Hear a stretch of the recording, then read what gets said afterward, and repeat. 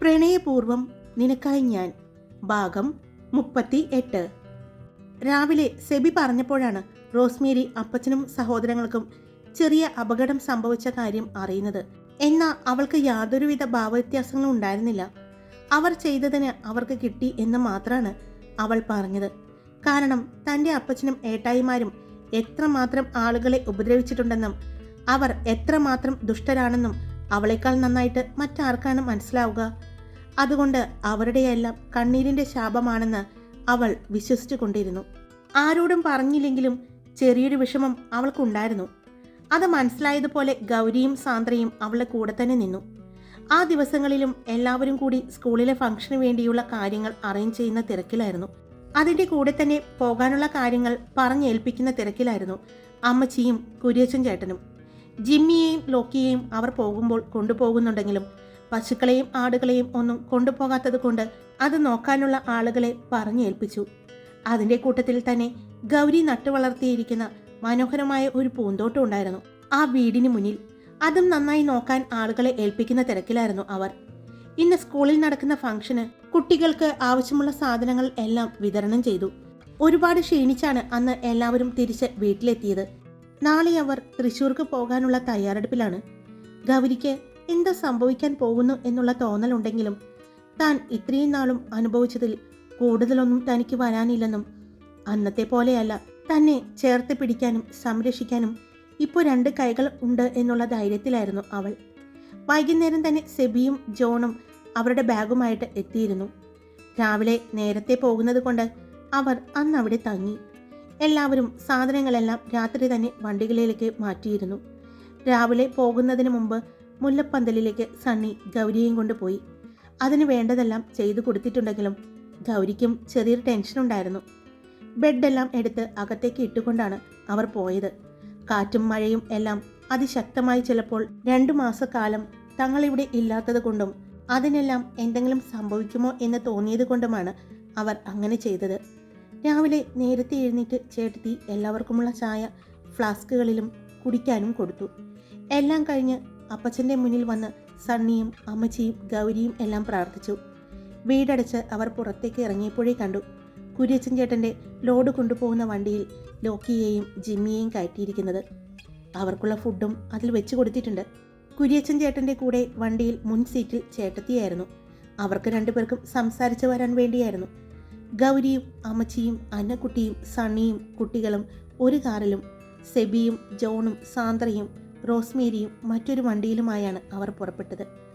പല സ്ഥലങ്ങളിൽ നിർത്തിയും ചായ കുടിച്ചും രാവിലത്തെ ഭക്ഷണമെല്ലാം കഴിച്ചുമാണ് അവർ യാത്ര തുടങ്ങിയത്.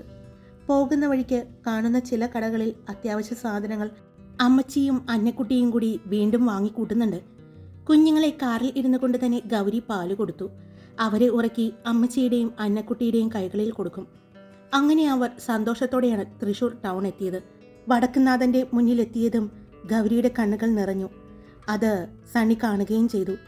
അവളുടെ വിഷമം മനസ്സിലായതുപോലെ അമ്മച്ചിയും അന്നക്കുട്ടിയും അവളെ നോക്കി. അവളുടെ കണ്ണുകൾ അപ്പോഴും നിറഞ്ഞൊഴുകുന്നുണ്ടായിരുന്നു. ഒപ്പം വടക്കുന്നാഥനോട് പരാതി പോലെ അവൾ എന്തോ പറയുന്നതായി സണ്ണിക്ക് തോന്നി. അത് കണ്ടെങ്കിലും സണ്ണി കാണാത്തതുപോലെ ഇരുന്നു. അവൻ ഫോണെടുത്ത് കുര്യച്ചൻ ചേട്ടനും സെബിക്കും വഴി പറഞ്ഞു കൊടുത്തു. അവരുടെ 2 വണ്ടികളും പുറകെ വന്നതും സണ്ണി കാറെടുത്തു. തൃശ്ശൂർ ടൗണിൽ നിന്നും അധികം ദൂരം പോകാതെ തന്നെയുള്ള ഒരു വലിയ ഗേറ്റിന് മുന്നിൽ വന്ന് സണ്ണിയുടെ കാറ് നിന്നു. അവൻ ഹോണടിച്ചതും സെക്യൂരിറ്റി വന്ന് ആ വലിയ ഗേറ്റ് തുറന്നു. അതിനുള്ളിലേക്ക് സണ്ണി കാറെടുത്തു. അവൻ്റെ വണ്ടിയുടെ പുറകെ തന്നെ മറ്റു 2 വണ്ടികളും ഉണ്ടായിരുന്നു. അതൊരു VIP ഏരിയ ആയിരുന്നു. എല്ലാ വീടുകളും ഒന്നിനൊന്നും മെച്ചം. അവിടുത്തെ ഓരോ വില്ലകളും കാണുമ്പോൾ അറിയാം അതിൽ താമസിക്കുന്നവരെല്ലാം ഹൈ ക്ലാസ് ആളുകളാണെന്ന്. ഒരു വലിയ വില്ലയുടെ മുന്നിൽ വന്ന് സണ്ണിയുടെ കാറ് നിന്നു. അവൻ ഡോറ് തുറന്ന് ഇറങ്ങി. അപ്പോഴും അവനൊന്ന് ഗൗരിയെ നോക്കി. കണ്ണുകളടച്ച് സീറ്റിലേക്ക് ചാരിയിരിക്കുകയാണ്. അവൻ നോക്കുന്നത് കണ്ട് അമ്മച്ചിയും അന്നക്കുട്ടിയും നോക്കി. അവർക്കും കാര്യം മനസ്സിലായി. ജനിച്ചു വളർന്ന നാട്ടിലെത്തിയ അതിൻ്റെ ഒരു സങ്കടമാണ് അവൾക്കെന്ന്. സണ്ണി ചെന്ന് ഗേറ്റ് തുറന്നു. വീണ്ടും ഡ്രൈവിംഗ് സീറ്റിൽ വന്നിരുന്ന് കാറെടുത്തു. അവൻ്റെ വണ്ടിയുടെ പുറകെ തന്നെ മറ്റു 2 വണ്ടികളും വന്ന് നിന്നു. കാറിൽ നിന്നും ഇറങ്ങിയ റോസ്മേരിയും സാന്ദ്രയും ചുറ്റും നോക്കുകയായിരുന്നു. അടിപൊളി, എന്ത് രസാ കാണാൻ. നല്ല ഭംഗിയുണ്ട്. സണ്ണിച്ചായ, ഇത് സണ്ണിച്ചായൻ്റെ സ്വന്തം വില്ലയാണോ? റോസ്മേരി ചോദിച്ചു. ഞാനന്ന് ഇവിടെ കോളേജിൽ പഠിപ്പിക്കാൻ വന്നപ്പോൾ ഇതിൻ്റെ പണി നടക്കുന്ന സമയമായിരുന്നു. അന്ന് ആ പെണ്ണിനെ ഞാൻ കണ്ടിരുന്നു. അപ്പോൾ ഇവിടെ ഇതുപോലെ ഒരു വില്ല വേണമെന്നും എനിക്ക് തോന്നി. അങ്ങനെ വാങ്ങിയിട്ടതാണ്, സണ്ണി പറഞ്ഞു. അടുത്തുള്ള വീടുകളെല്ലാം നോക്കിക്കാണുകയായിരുന്നു. അടുത്തടുത്ത് തന്നെയാണ് വീടുകൾ, പക്ഷേ എല്ലാം വലിയ വലിയ വീടുകൾ, ആർഭാടം എടുത്തു കാണിക്കുന്ന രീതിയിലുള്ള വീടുകൾ. സണ്ണി അവിടേക്ക് ഒന്ന് നോക്കി. തൊട്ടടുത്തുള്ള വീട്ടിലെ ജനലയുടെ അടുത്ത് ആരോ നിൽക്കുന്നത് പോലെ സണ്ണിക്ക് തോന്നി. സണ്ണി അങ്ങോട്ടൊന്ന് നോക്കി. പെട്ടെന്ന് അവിടെ നിന്നും ആരോ മറയുന്നതും കർട്ടൻ വലിച്ചിടുന്നതും അവൻ കണ്ടു. സണ്ണി ചെന്ന് ഗൗരിയുടെ ഭാഗത്തെ ഡോറ് തുറന്നു. അവളെ വിളിച്ചു. അപ്പോഴാണ് വണ്ടി നിന്നതും എവിടെയാണ് എന്നെല്ലാം അവൾ ചുറ്റും നോക്കുന്നത്. ഞാൻ ഉറങ്ങിപ്പോയി, അവൾ പറഞ്ഞു. അതിനുള്ള സമയമായില്ലല്ലോ. മറ്റെന്തോ ആലോചനയിലായിരുന്നു അല്ലേ? സണ്ണി ചോദിച്ചു. അവൾ ഒന്നും മിണ്ടാതെ കാറിൽ നിന്നും ഇറങ്ങി. പുറകെ തന്നെ അമ്മച്ചിയും അന്നക്കുട്ടിയും എല്ലാം ഇറങ്ങി. മോനെ, ഇവരെ രണ്ടുപേരെയും കൂട്ടിലേക്കാക്കിക്കോട്ടെ, കുര്യച്ചൻ ചേട്ടൻ ചോദിച്ചു. അവർക്ക് വേണ്ടി പ്രത്യേകം ഉണ്ടാക്കിയതാണ് എന്ന് പറഞ്ഞ സണ്ണി കുര്യച്ചൻ ചേട്ടൻ്റെ വണ്ടിയുടെ അടുത്തേക്ക് ചെന്നു. വണ്ടിയിൽ നിന്നും ലോക്കിയെയും ജിമ്മിയെയും ഇറക്കി. അവിടെ അവർക്കായി നല്ലൊരു കൂട് തന്നെ സണ്ണി സെറ്റ് ചെയ്തിട്ടുണ്ടായിരുന്നു. അതിലേക്ക് അവരെ രണ്ടുപേരെയും കയറ്റി. അവരുടെ ഗൃഹപ്രവേശം കഴിഞ്ഞു, ഇനി നമുക്ക് കയറിയാലോ എന്ന് ചോദിച്ചുകൊണ്ട് ജോൺ സണ്ണിയുടെ കയ്യിൽ നിന്നും വീടിൻ്റെ ചാവി വാങ്ങി. വീടിൻ്റെ ചാവിയുമായി അവൻ തന്നെ ചെന്ന് ഡോറ് തുറന്നു. ഇനി വലത് കാല് വെച്ച് ഗൗരിക്കൊച്ചെ കയറിക്കേ. സണ്ണി, പിള്ളേരെയും വാങ്ങ്. രണ്ടുപേരും മക്കളെയും കൊണ്ട് വലത് കാല് വെച്ച് കയറ്, അമ്മച്ചിയാണ് പറഞ്ഞത്. സണ്ണി മോനെ വാങ്ങി ഗൗരിയുടെ കയ്യിലേക്ക് മോളെയും വെച്ച് കൊടുത്തു. രണ്ടുപേരും കൂടി കുഞ്ഞുങ്ങളെയും കൊണ്ട് വലത് കാല് വെച്ച് വീട്ടിലേക്ക് കയറി. വീടിനകമെല്ലാം എല്ലാവരും കാണുകയായിരുന്നു. മനോഹരമായ ഇൻറ്റീരിയർ വർക്കെല്ലാം ചെയ്തിട്ടുണ്ട്. അമ്മച്ചിക്കും അന്നക്കുട്ടിക്കുമെല്ലാം ഒത്തിരി ഇഷ്ടപ്പെട്ടു. ത്രേസി ചേട്ടത്തി ആദ്യം തന്നെ ചെന്ന് നോക്കിയത് കിച്ചണായിരുന്നു. ചേച്ചിക്കും ഒരുപാട് ഇഷ്ടപ്പെട്ടു. അവിടെ എല്ലാ സാധനങ്ങളും സണ്ണി നേരത്തെ അറേഞ്ച് ചെയ്തിരുന്നു. അത് കണ്ട് അമ്മച്ചിയും അന്നക്കുട്ടിയും ത്രേസി ചേട്ടത്തിയും കൂടി സണ്ണിയുടെ അടുത്തേക്ക് വന്നു. മോനെ, ഇതെല്ലാം എപ്പോഴാണ് വാങ്ങി വെച്ചത്? അമ്മച്ചി ചോദിച്ചു. അതെല്ലാം ഞാൻ എൻ്റെ ഫ്രണ്ട്സിനെ വിട്ട് വാങ്ങിപ്പിച്ചതാണ്. ഇവിടെ എനിക്ക് 2 കൂട്ടുകാരുണ്ട്. അവർ വരും. ഒരാൾ ഇത്തിരി തിരക്കിലാണ്, ഒരാൾ മിക്കവാറും വരാൻ സാധ്യതയുണ്ട്, സണ്ണി പറഞ്ഞു. അതെയോ? എന്തായാലും എല്ലാം നന്നായിട്ട് തന്നെയുണ്ട് കേട്ടോ. എന്നാൽ ഇനി ഭക്ഷണം എല്ലാം ഉണ്ടാക്കാമല്ലോ. ഉച്ചയ്ക്ക് പുറത്തുനിന്ന് കഴിക്കേണ്ട, ഇവിടെ തന്നെ ഉണ്ടാക്കിയാലോ? അമ്മച്ചി ചോദിച്ചു. വേണ്ട അമ്മച്ചി, ഇന്ന് നമുക്ക് ഉച്ചയ്ക്ക് എല്ലാവർക്കും കൂടി പുറത്തു പോയി ഭക്ഷണം കഴിക്കാം. വൈകുന്നേരം മുതൽ അമ്മച്ചി ഉണ്ടാക്കിയാൽ മതി, സണ്ണി പറഞ്ഞു. എന്നാൽ പിന്നെ അങ്ങനെ ആകട്ടെ. എല്ലാവരും ഫ്രഷ് ആയിട്ട് വാ. കുറച്ചു നേരം കിടക്കേണ്ടവർക്ക് കിടക്കാം. ഞങ്ങൾ അപ്പോഴേക്കും കൊണ്ടുവന്ന സാധനങ്ങളെല്ലാം ഒന്ന് അറേഞ്ച് ചെയ്യട്ടെ എന്ന് പറഞ്ഞ് അമ്മച്ചി പുറകുവശത്തേക്ക് പോയി. കൂടെ അന്നക്കുട്ടിയും ത്രേസി ചേട്ടത്തിയും. കുര്യച്ചൻ ചേട്ടൻ വണ്ടിയിൽ നിന്നും ഇറക്കിയ സാധനങ്ങളെല്ലാം കൊണ്ടുവന്ന് വെക്കുന്നുണ്ട്. ഇതെല്ലാം അകത്തേക്ക് വെക്കാം അല്ലേ അമ്മച്ചി? കുര്യച്ചൻ ചേട്ടൻ ചോദിച്ചു. എല്ലാം എടുത്ത് വെച്ചോളൂ. കൊണ്ടുവന്ന പഴക്കൊല മുതൽ അവിടെയെല്ലാം സെറ്റ് ചെയ്യാൻ തുടങ്ങി. കുര്യച്ചൻ ചേട്ടൻ എല്ലാം അതാതിൻ്റെ സ്ഥാനത്ത് തന്നെ അറേഞ്ച് ചെയ്ത് വെച്ചു. അമ്മച്ചിയും അന്നക്കുട്ടിയുമെല്ലാം അതിൻ്റെ കാര്യങ്ങളുമായി തിരക്കിലായപ്പോൾ സണ്ണിയും ഗൗരിയും മുകളിലെ അവരുടെ റൂമിലായിരുന്നു. ഗൗരിക്ക് തൃശ്ശൂർക്ക് വന്നപ്പോൾ മുതൽ അവളുടെ മനസ്സ് അസ്വസ്ഥമാകുന്നത് അവൾക്ക് തന്നെ മനസ്സിലാകുന്നുണ്ടായിരുന്നു. അത് മനസ്സിലായതുപോലെ സണ്ണി അവളുടെ അടുത്തേക്ക് ചെന്നു. എന്തു പറ്റി? എന്താ, അച്ഛനെയും അമ്മയെയും കുറിച്ച് ആലോചിച്ചു പോയോ? സണ്ണി ചോദിച്ചു. ആലോചിക്കാനായിട്ട് അവരെ മറന്നാലല്ലേ ഞാൻ ആലോചിക്കുന്നുണ്ടോ? അവരെപ്പോഴും എൻ്റെ കൂടെ തന്നെയില്ലേ? എൻ്റെ മനസ്സിൽ എപ്പോഴും ഉണ്ട്. അവരെക്കുറിച്ച് ഓർക്കാത്ത ഒരു ദിവസം പോലും എൻ്റെ ജീവിതത്തിലില്ല, ഗൗരി പറഞ്ഞു. അറിയാം, പക്ഷേ ഇവിടെ ഇങ്ങനെ വന്ന് മൂഡ് ഔട്ടായിട്ട് ഇരിക്കരുത്. നമ്മുടെ വെക്കേഷനാണ്. താനിവിടെ മൂഡ് ഓഫ് ആയി കഴിഞ്ഞാൽ അറിയാലോ, വന്നിരിക്കുന്ന എല്ലാവർക്കും സങ്കടമാവും. അതുകൊണ്ട് ഇങ്ങനെ സങ്കടപ്പെടില്ലേ, സണ്ണി പറഞ്ഞു. ഇല്ലേ ചായ, അത് ഞാൻ കടന്നു വന്നിരിക്കുന്ന വഴികളല്ലേ ഇതെല്ലാം. വടക്കുന്നാഥൻ്റെ മുന്നിൽ മിക്കപ്പോഴും ഞാൻ വരാറുണ്ട്. പക്ഷേ വർഷങ്ങൾക്ക് ശേഷം വീണ്ടും കണ്ടപ്പോൾ എന്തോ പഴയ ഓർമ്മകൾ അച്ഛൻ്റെയും അമ്മയുടെയും കൂടെ വന്നതും എല്ലാം മനസ്സിലേക്ക് കടന്നു വന്നു. ഇവിടെ അടുത്ത് ഒരു നവഗ്രഹ ക്ഷേത്രമുണ്ട്. അവിടെ എന്നെയും കൊണ്ട് അമ്മ എല്ലാ ശനിയാഴ്ചയും വരും, വഴിപാടുകളും പൂജകളും എല്ലാമായിട്ട്. അതും എനിക്ക് വേണ്ടി മാത്രം നടത്തുമ്പോൾ ഞാൻ വഴക്ക് പറയാറുണ്ട്.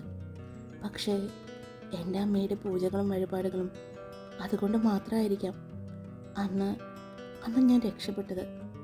പക്ഷേ അന്നത്തെ എൻ്റെ ജീവിത സാഹചര്യങ്ങളിൽ ഞാൻ ആലോചിച്ച് പോയിട്ടുണ്ട്, ഇങ്ങനൊരു തിരിച്ചു വരവ് വേണ്ടായിരുന്നു എന്ന്. അത് പറയുമ്പോൾ അവളുടെ ശബ്ദം ഇടറിയത് സണ്ണി ശ്രദ്ധിച്ചു. ഗൗരി, അങ്ങനെ തിരിച്ചു വന്നതുകൊണ്ടല്ലേ എനിക്കും നമ്മുടെ മക്കൾക്ക് നിന്നെ കിട്ടിയത്? എനിക്കെൻ്റെ ഈ തങ്കക്കുടം പോലെയുള്ള മക്കളെ കിട്ടിയത്? സണ്ണി ചോദിച്ചുകൊണ്ട് അവളെ ആഞ്ഞു പുൽകി. അവൻ്റെ നെഞ്ചിൽ അവളും ചേർന്ന് നിന്നു. അവനും ഒന്ന് വിതുമ്പിപ്പോയിരുന്നു. ശരിയാണ്, അത്രമാത്രം ഒരു പെണ്ണും അനുഭവിക്കാൻ പാടില്ലാത്ത അത്രമാത്രം വേദനയും സങ്കടങ്ങളും എല്ലാം അവൾ അനുഭവിച്ചിട്ടുണ്ട്. പക്ഷേ ഇനി അവളുടെ ജീവിതത്തിൽ അവനൊരിക്കലും ഒരു സങ്കടങ്ങളും ഉണ്ടാകാൻ താൻ അനുവദിക്കില്ല എന്ന് സണ്ണി ഉറച്ച തീരുമാനമെടുക്കുകയായിരുന്നു. മോൻ്റെ കരച്ചിൽ കേട്ടാണ് സണ്ണി ഗൗരിയിൽ നിന്നും പിന്മാറിയത്. രണ്ടുപേരും നോക്കുമ്പോൾ ബെഡിൽ കിടന്ന് കളിക്കുന്നുണ്ട്, കണ്ണു തുറന്ന്. കുറേ നേരമായിട്ടും അവനെ മൈൻഡ് ചെയ്യാതെ ആയപ്പോഴുള്ള സങ്കടമാണ്, അല്ലെങ്കിൽ അതിൻ്റെ പരിഭവമാണ് ആ കാണിക്കുന്നത് എന്ന് മനസ്സിലായതും ഗൗരി അവൻ്റെ അടുത്തേക്ക് വന്നു. എന്താണ് കണ്ണ എന്ന് ചോദിച്ചുകൊണ്ട് കുഞ്ഞിനെ എടുത്ത് മടിയിൽ വെച്ചു. ആ സമയം ജനാലയുടെ കർട്ടൻ മാറ്റിക്കൊണ്ട് ജനൽപ്പാളികൾ തുറന്നിട്ടതും പെട്ടെന്ന് അപ്പുറത്തെ വീട്ടിലെ ജനലയുടെ അടുത്ത് നിൽക്കുന്ന ഒരു സ്ത്രീയെ അവൻ കണ്ടു. അവൻ അവരെ നോക്കിയതും പെട്ടെന്ന് തന്നെ അവർ കർട്ടൻ മാറ്റിയിട്ടുകൊണ്ട് അവിടെ നിന്നും പോയി. സണ്ണി വീണ്ടും ആ ജനാലയിലേക്ക് ഒന്ന് നോക്കിക്കൊണ്ട് തിരിഞ്ഞ് ഗൗരിയുടെ അടുത്ത് വന്നായിരുന്നു. ഗൗരി, ഇവിടെ എല്ലാവിടെയും നിനക്ക് ഓർമ്മയുണ്ടോ? സണ്ണി ചോദിച്ചു. ഇവിടെ നിന്നും കുറച്ചുകൂടി പോയാൽ എൻ്റെ വീടാണെന്ന് അറിയാലോ ചായ, അവൾ ചോദിച്ചു. നിനക്ക് പോകണോ അവിടെ? നിൻ്റെ പഴയ കൂട്ടുകാരിയൊക്കെ കാണണോ? സണ്ണി ചോദിച്ചു. പോകണമെന്ന് ചോദിച്ചാൽ എനിക്ക് അറിയില്ല, ഒരു പേടി ഇപ്പോഴും എൻ്റെ ശരീരത്ത് മുട്ടിക്കിടക്കുന്ന എൻ്റെ അച്ഛൻ്റെയും അമ്മയുടെയും ചൂടുള്ളതുപോലെ എനിക്ക് തോന്നാറുണ്ട് ചായ. പതിയെ അവരുടെ ശരീരം തണുക്കുന്നതും ആ ശരീരത്തിൻ്റെ തണുപ്പ് എൻ്റെ ശരീരത്തിലേക്ക് പടരുന്നതും എനിക്ക് പലപ്പോഴും അറിയാറുണ്ട് ചായ. അവൾ പറഞ്ഞതും സണ്ണി അവളെ പുറകിൽ നിന്നും ചേർത്ത് പിടിച്ചു. മടിയിൽ കുഞ്ഞിനെ എടുത്തു വെച്ചിരിക്കുകയാണ്. കുഞ്ഞ് അവളുടെ കണ്ണുകളിലേക്ക് നോക്കുന്നുണ്ട്. അവൻ എന്തൊക്കെയോ പറയുന്നുണ്ട്. ഗൗരിയുടെ കണ്ണുകൾ നിറഞ്ഞൊഴുകിയിരുന്നു. പുറകിലിരിക്കുന്ന സണ്ണിയുടെ നെഞ്ചിലേക്ക് അവൾ ചാഞ്ഞിരുന്നു. കുഞ്ഞ് അവളുടെ മാറിൽ പരതുന്നത് അറിഞ്ഞതും അവൾ അതൊന്നും അറിയാതെ അവൻ്റെ നെഞ്ചിലേക്ക് ചാഞ്ഞിരുന്നു. സണ്ണി കുഞ്ഞ് നോക്കുന്നത് കണ്ടതും അവൻ്റെ കുഞ്ഞു കൈകൾ കൊണ്ട് അവളുടെ മാറിൽ നിന്നും സാരി മാറ്റുന്നത് പോലെ കണ്ടതും സണ്ണി ഗൗരിയെ ഒന്ന് നോക്കി. തൻ്റെ നെഞ്ചിലേക്ക് ചാഞ്ഞിരുന്നു കൊണ്ട് കണ്ണുനീർ വാർക്കുന്നവളെ കണ്ടതും അവൻ്റെ നെഞ്ചിലും ഒരു വേദന തോന്നി. അവൻ പതിയെ അവളുടെ സാരി മാറ്റിക്കൊണ്ട് അവളുടെ ബ്ലൗസിൻ്റെ ഹുക്കിൽ പിടിച്ചതും അവൾ ഞെട്ടി കണ്ണു തുറന്നു. മോന് പാല് കൊടുക്കുക ഗൗരി, അവൻ പറഞ്ഞുകൊണ്ട് അവൻ തന്നെ ബ്ലൗസിൻ്റെ ഹുക്കുകൾ അടർത്തി മാറ്റി. ഗൗരി ഒരു കൈ കൊണ്ട് കണ്ണ് തുടച്ച് കുഞ്ഞിന് പാല് കൊടുത്തു. സണ്ണി അപ്പോഴും അവളെ ചേർത്ത് പിടിച്ചിരുന്നു. ഇനി ഇവിടെ വന്നു എന്ന് പറഞ്ഞ് സങ്കടപ്പെട്ടിരിക്കരുത്. ഞങ്ങൾക്ക് പഴയ ഗൗരിയെ തന്നെ വേണം.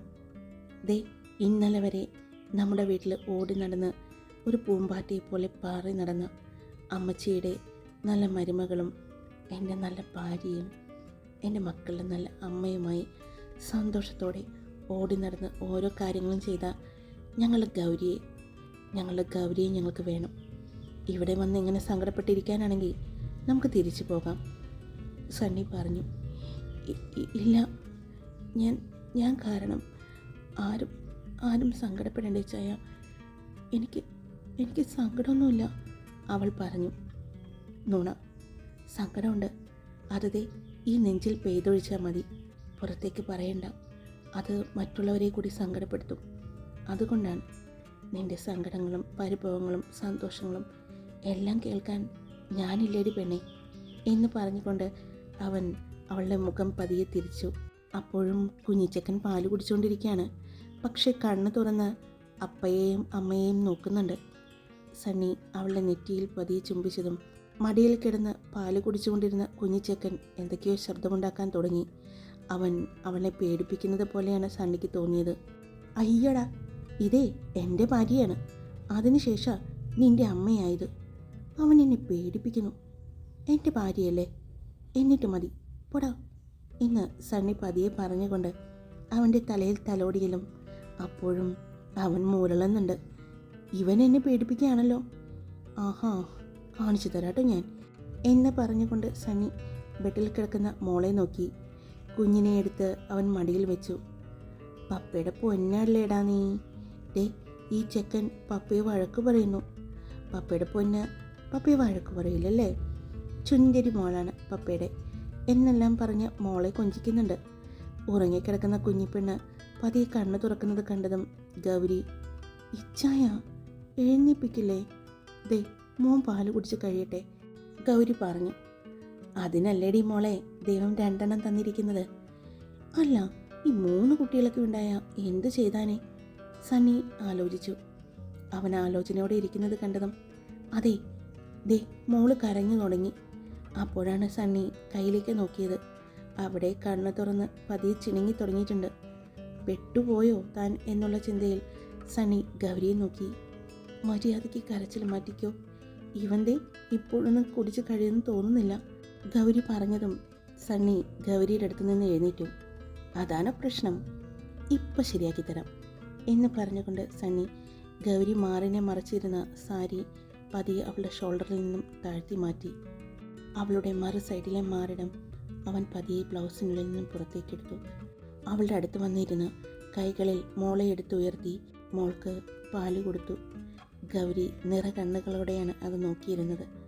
2 സൈഡിലും തൻ്റെ പൊന്നുമക്കളും തങ്ങളെ 3 പേരെയും ചേർത്ത് പിടിക്കുന്ന സംരക്ഷിക്കുന്ന 2 കൈകളും അവൾ ഓർത്തു. അവൾ പതിയെ സണ്ണിയുടെ നെഞ്ചിലേക്ക് ചാരി. അപ്പോഴും കുഞ്ഞിനെ അവൻ താങ്ങി പിടിച്ചുകൊണ്ട് അവൾക്ക് താങ്ങായും അവൻ ഇരുന്നു കൊടുത്തു. ഹായ്, എല്ലാവരും സുഖമായിട്ടിരിക്കുന്നോ? ഞാൻ സുഖമായിട്ടിരിക്കുന്നു. ഈ സ്റ്റോറി വൈകുന്നതിൻ്റെ കാരണം എന്താണെന്നറിയോ? ഈ സ്റ്റോറി ഓൾറെഡി ഞാൻ എഴുതിയ കഥയാണ്. അതിലെ കഥാപാത്രങ്ങളും പല സിറ്റുവേഷൻസും ഞാൻ മറന്നു പോയിട്ടുണ്ട്. അതുകൊണ്ട് ഓർത്തെടുക്കാനോ ഇത്തിരി പാടാണ്. പല കഥാപാത്രങ്ങളുടെ പേരും എനിക്ക് സത്യത്തിൽ ഓർമ്മയില്ല. അതുകൊണ്ട് ഓർത്തെടുക്കാനും പഴയ പ്രണയപൂർവ്വം നിനക്കായി ഞാൻ എന്ന ആ സ്റ്റോറി ഇഷ്ടപ്പെടുന്ന ഒരുപാട് പേരുണ്ട്. അവരെ മുഷിപ്പിക്കാതെ അവരുടെ ഇഷ്ടം കളയാതെ തന്നെ ഈ സ്റ്റോറിയും മുന്നോട്ട് കൊണ്ടുപോകണം എന്നുള്ളത് കൊണ്ട് തന്നെ കുറച്ച് സമയമെടുക്കുന്നതാണ്. ഇനി വരുന്ന കഥാപാത്രങ്ങളുടെ പേരുകളിലും മാറ്റം വരാൻ സാധ്യതയുണ്ട്. ആ പേരുകൾ ഓർമ്മയില്ലാത്തത് കൊണ്ടാണേ. അപ്പോൾ അറിയാവുന്നവരാരെങ്കിലും ഉണ്ടെങ്കിൽ ഒന്ന് കമൻറ്റ് ചെയ്തോളൂ. ഇഷ്ടപ്പെട്ടാൽ ലൈക്ക് ചെയ്യാനും നിങ്ങളുടെ അഭിപ്രായങ്ങൾ കമൻറ്റ് ചെയ്യാനും സബ്സ്ക്രൈബ് ചെയ്യാതെ കേൾക്കുന്നവരുണ്ടെങ്കിൽ സബ്സ്ക്രൈബ് ചെയ്യാനും മറക്കല്ലേ. Love you all. It's me Karthika.